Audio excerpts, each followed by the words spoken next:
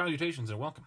Today we're going to be taking a look at Vergil's Ecloga number 1, and then I think these are lines in the 50s, though I can't place them, so I don't remember. But first, last time on Vergil's Ecloga, a bunch of paper yet again.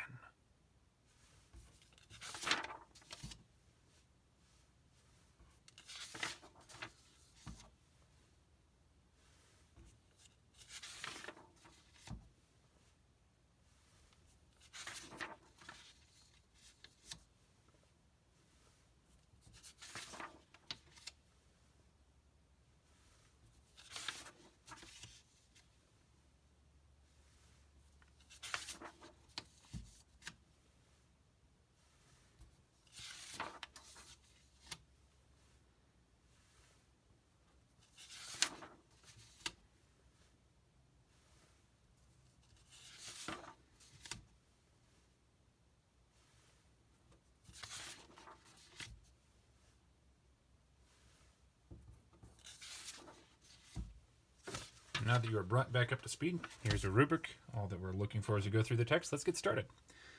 Hinc alta subrupe canet frondatur ad auras. Nec tamen inter ea raucae, tua cura palumbes. Nec gemere aerea cessabit turtur ab ulmo. There we go. Nice short one today compared to the last one. Here we have hinc again, which is an adverb, meaning from where. Alta subrupe, here we've got a preposition. It's going to be taking something as its object. We see canet right there, so the prepositional phrase has to end, at least here. Rupes, rupe, here is going to be the ablative, which is what one of the two options that sub can take. So that will work as our object. It is singular and feminine. So that closes off that. And then alta, which ends in an A, could also be a ablative modifying rupe. Looking ahead, there's not really anything else in here that works. So alta is a good fit to go with rupe. So then from where? Under the... what the heck happened there? Under the high crags or rocks. Canet, here is our verb. Cano, canare, so this is going to be a future because of the E. Third singular future tense, active and indicative. We'll sing what? Well, frondatur. OR right there is a common occupational nominative ending. And this is masculine. The pruner, somebody who prunes trees and hedges, apparently, will sing. Ad auras, ad prepositional phrase, taking the accusative and its object, and this is plural and feminine. Sing to the winds. Yet another pleasant picture. Moving on. Neck. I know we've got a neck here, so neither, however, inter ea, meanwhile.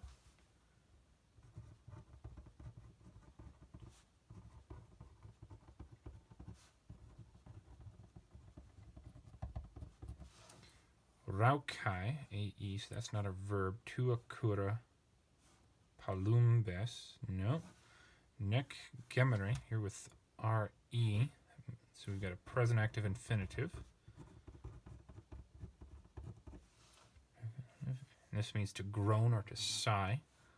Aerea, not a verb. Aha, here we go. Cessabit. Bit is third singular future tense again. Active and indicative, matching very nicely with canet. So will cease. What will cease? Well, here we find turtur. That's clearly a nominative singular ending, and this is masculine, and it means a turtle dove. So, nor will the turtle dove cease to sigh or to groan. Aeria, so that IA right there. Aerios, I think it is. So this is an adjective. Looks like it's a first declension. Ab ulmo. Ob's taking the ablative right there. And ulmo is feminine, so aeria looks like it's probably modifying that. Unless I've misidentified turtur, and turtur is feminine, in which case it goes that way. But I'm pretty sure about that. Feminine. Cease to cry from ablative, singular. Feminine. From the airy elm. Interesting that there's really only one letter of difference between the Latin and the English for that. Okay, now to come back up to here. Raukai tua cura palumbes. This has to be in its own sentence, since these two indicate two different sentences, neck separating them from each other. So we don't have a subject yet. So then what makes most sense as a subject? Well, raukai can only be nominative. It can't own, meanwhile, can't own tua cura according to our editors. So I'm thinking nominative plural feminine with palumbes, which is, of course, also could be nominative plural. And technically, this one is either masculine or feminine. Raukai here is just telling us that it is feminine. So, nominative.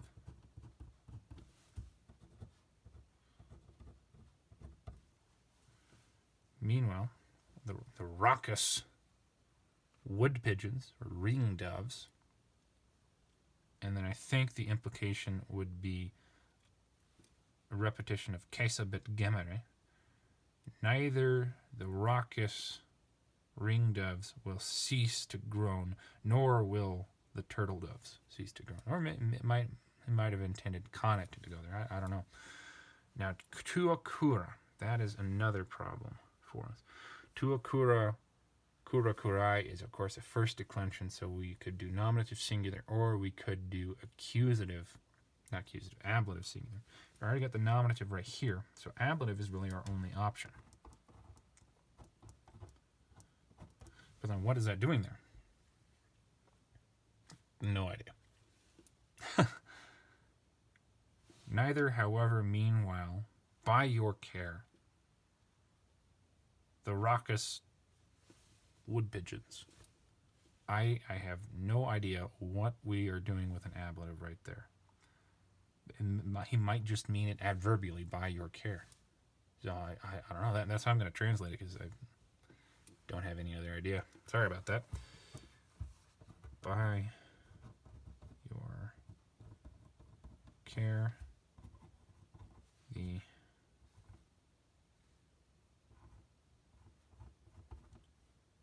horse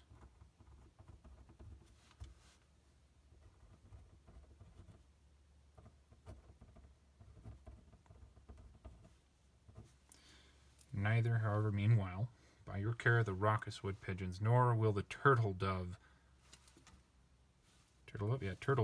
cease to sigh from the airy elm. Yeah, okay, so it doesn't make sense, except by your care. Who knows what's going on with that? And there we have it. Thank you very much for joining me looking through this. I hope taking a look at it has been helpful for you, and I hope that you have a very good life. Wale. What? You're still awake?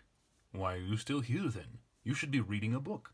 Or if not reading, you should watch one of these other videos. Please like, subscribe, leave a comment. See you next week.